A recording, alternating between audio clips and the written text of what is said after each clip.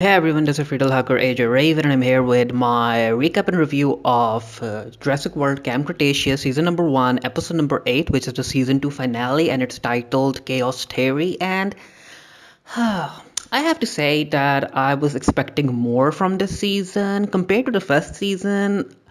Uh, I enjoyed the first season more, but you know what? I'll talk about my thoughts on season 2 later. Let's get to the episode. So, the episode opens with T Rex being in this roaring competition with her hologram. And one of the things that I hoped that this animated series would do was that after T-Rex's battle, I would have liked her to have some scars on her body because when Ben was fighting Toro, Toro was all burned. However, when Rexy was shown, there weren't any scars on her. But yeah, anyway, moving forward, we see Darius and Sam talking to Brooklyn and the rest, and they're trying to tell Brooklyn and the rest of the kids that Mitch and Tiff are on their way to the watering hole because a whole lot of dinosaurs are there. They drink water there, and yeah, the hunters are trying to kill as many dinosaurs as they possibly can. And talking about the watering hole, I'm still kind of weirded out about how Kenji and Darius decided to drink from the watering hole directly without boiling the water. I was like, ew, Darius and Kenji, why would you do that? But yeah, this is also where Darius and Sam find out that, yeah, Ben is alive, Bumpy is doing well as do, and time for the kids to stop Mitch and Tef, who are a very annoying married hunting couple. And I was hoping that they would die, and they did, and I'm glad about it. So, as far as Ben is concerned, Ben is like, you know what, why don't we just feed those two to the Mosasaurus? And and Yaz and Brooklyn and Kenji look at Ben as if he's gone crazy. And Ben is like, you know what, guys? I really think that we aren't utilizing the Mosasaurus more. So this might end up being a hint to what might come in season 3. Yeah, we are getting a season 3 because season 2 ended on a cliffhanger. So they might end up using the Mosasaur there. Who knows? Anyway, the plan that the kids come up with is that they are going to cause a stampede. They're going to try and scare all of the dinosaurs away from the watering hole. And yeah, if there are no dinosaurs near the watering hole, then Mitch and Tiff won't be able to hunt them. While Mitch and Tiff are making their way towards the watering hole and they're bickering, we see the Baryonyx family. All three of them are sleeping together on top of each other, and they kind of look cute. And then you remember that they'll literally eat you. So yeah, these three are after Mitch and Tiff as well. Because the power is back on due to this power saving generator thing they had, which didn't necessarily make any sense to me, but it is what it is. Because I mean, if the powers could come back up like that, why didn't someone know about it in the Jurassic World movie? But the writers of this animated series kind of try to cover it up by saying that no one knew about it. Even Kenji's father didn't know about it, and I'm like, that's very convenient. Anyway, Tiff and Mitch end up walking towards this fence, and because the powers back on, Tiff tries to go through it, but she gets electrocuted, and I was like, "Wait, is Tiff dead? Is she going to be paralyzed? And is this where the Baryonyx is going to come in and eat her?" But no. Then we get to Brooklyn, and she's using one of the speakers, and she's trying to taunt Mitch and Tiff, and I was like, you know what? Brooklyn is making a lot of noise, so now maybe the Baryonyx will come in and eat them. And one of the Baryonyxes does attack. However, Tiff is able to shoot it dead, and I'm like, oh, so there were three Baryonyxes and one's dead. In the Jurassic World sequel, we only saw one Baryonyx. So how many baryonyx were? Yeah, only one more baryonyx, so maybe one of the remaining two will die in season 3 somehow. Who knows? Kenji is on the motorbike and he is able to pick up Sam and Darius, and Brooklyn is like, you know what? Mitch and Tiff are very near to the watering hole, and Yaz and Ben haven't reached there yet, so we need a new plan, and you guys are quite far as well. And Darius is like, you know what? I'll do this on my own. He tells Kenji to take Sam to the watering hole, and Darius's plan is that he'll use one of the underground tunnels in order to take a shortcut and get to the watering hole. And Brooklyn is like, "Oh, Darius, this is crazy. Why are you doing this alone?" And Darius is like, "You know what? I have to do this alone. You guys go to the watering hole, distract the dinosaurs, and then make your way to the dock so that we can get out of here." And Brooklyn is like, you know what, Darius, I can't leave you alone. Well, she's basically talking to herself because Darius can't hear her. And if you guys have followed my coverage of the first season, you know that I ship Darius and Brooklyn. So I was very glad to see Brooklyn taking it upon herself in order to save Darius. And as she's trying to look at the screens in order to find something to help her, we get a scene of the secret room, E7. I think it's E750. And yeah, this is a moment where Brooklyn shows her character growth. So instead of trying to unlock the mystery that she's been trying to unlock since the beginning of the season, she notices one of the gyrospheres, and yeah, the saving Darius's life is more important. So she runs away to go to the gyrosphere and try and save Darius. And again, we don't really know what's in room number E750. We do know that whatever that was inside it was in this huge cylinder, and it was frozen. Mitch and Tiff are able to make their way to the watering hole, and they are using their rifle in order to decide which dinosaur to shoot. And we get a blue cameo.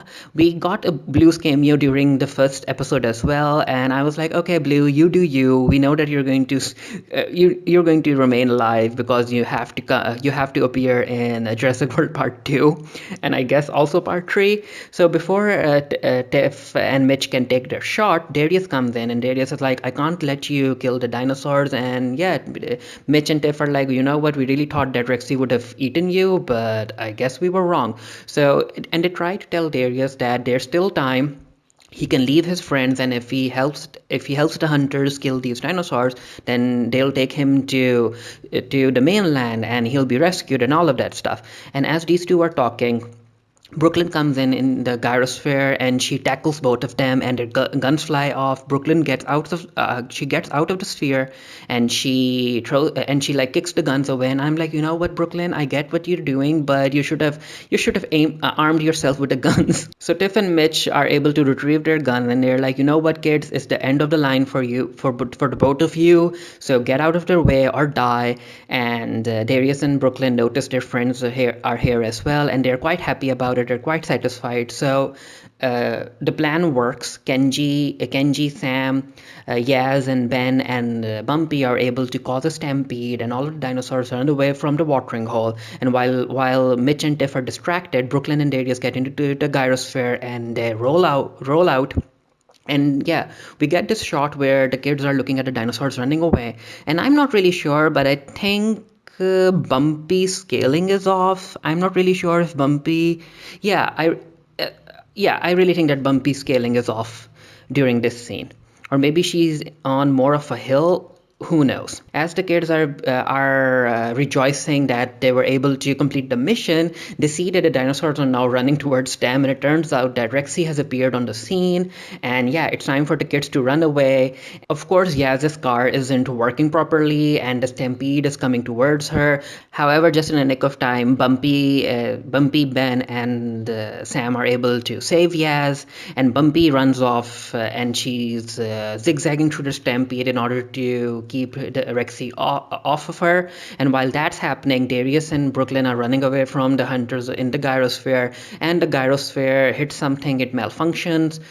Mitch and Tiff catch up to them, but before they can do anything, the stampede is actually coming towards the gyrosphere. And I was like, you know what, oh yeah, I remember what happened in season number 1, and this is very deja vu for me. Mitch and Tiff are able to save themselves from the stampede by climbing up a tree. However, their weapons gone. It was a custom job, and of course, Tiff is she's very disappointed about it, and these two are again bickering. And before they can start running after the kids again, Mitch ends up getting trapped in one of the secret snares that Tiff laid out. And before Tiff is able to help Mitch, they hear the T-Rex coming. And yeah, I was like, you know what? I really think that Tiff is going to leave her husband behind. And that's exactly what she does after taking the keys to the boat from his pocket.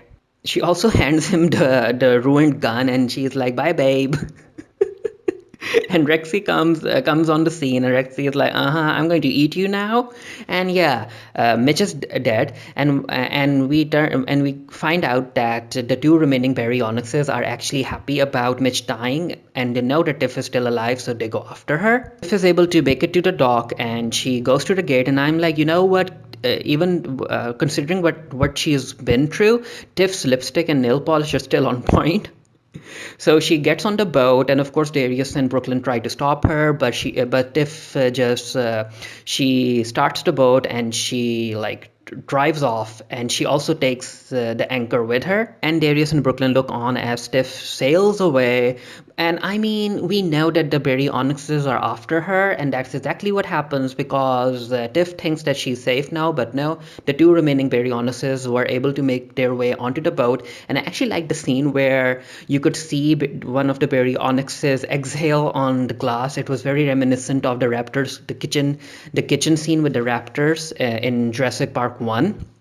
And yeah, Tiff is dead. We hear her screaming, and I think that the boat is now like it's quite near the shore, so I think that the kids can get to it. And due to the fact that the boat also had the anchor with it, I don't think that this boat is going anywhere. It's time for all of the kids to rejoice, and they all hug it out. And yeah, Yaz is like, you know what, this is way too much hugging for me, so stop it.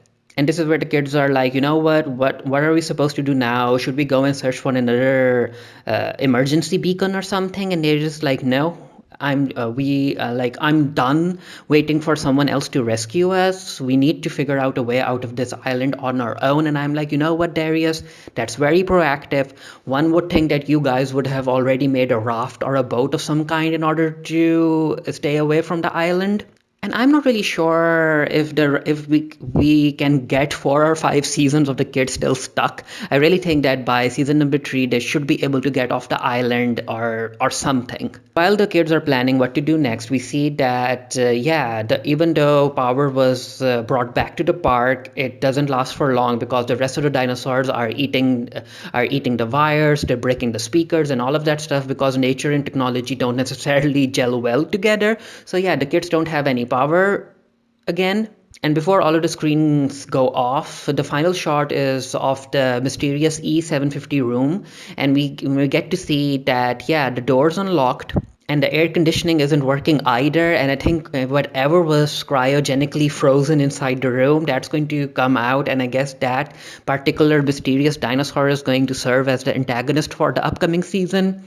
That's my guess. I will be doing a written review of this for the Geekiary. The link to the review will be down in the comment section below. And of course, I will be talking about my ships in that review. I actually really liked how the writers allowed different characters to have more time with each other. We had Kenji spend time with Yaz. We had Darius spend time with Kenji. We had all three girls spend time together. So I really liked the character development in that aspect. And yeah, I still ship Kenji and Ben, Yaz and Sam, and Darius and Brooklyn. And I'll be talking more about that in my written review. Again, the link to that will be down in the comment section below. It will probably go up on Sunday. Yeah, I think it will go up on Sunday. Anyway, let me know what you guys thought of season 2 of Jurassic World Camp Cretaceous. Again, I enjoyed it. It's not like it was a bad season. I enjoyed it very much, but I do think that I enjoyed season number 1 more. And I guess that's the type of curse that the Jurassic franchise has. Like the first season, or not the first season, the first film or the first chapter where the park is still operating and we are just waiting for it to just break down. That's always the exciting part. And when the park is down, it's not really exciting anymore. But yeah, let me know what you guys thought. And until next time, stay happy, stay safe, stay blessed, and I'll see you guys later.